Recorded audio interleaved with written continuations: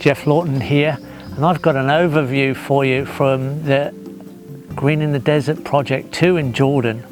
And we're mulching our trees, and we're using mulch right through the project. We're creating compost, and we're making compost with our chicken tractor on steroids, moving down the hill, turned by the chickens and by us over 5 weeks to make high quality fertilizer.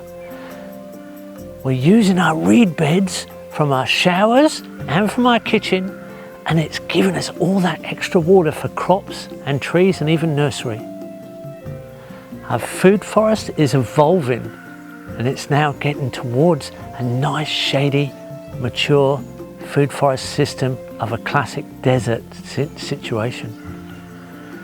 Our compost worm farms, we're emptying our compost worm farms of castings and using them as fertilizer, and we're using the liquid as a fertilizer, mixing it with our recycled grey water for our crops, and it's all working really, really well, considering this is an exceptionally hard site.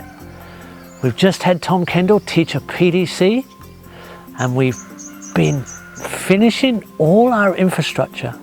Our infrastructure of the education centre is just about complete. Roof garden's going on soon. And we really have to thank Muslim Aid Australia for all their support to get this project a bit further down the road to a classic dryland example.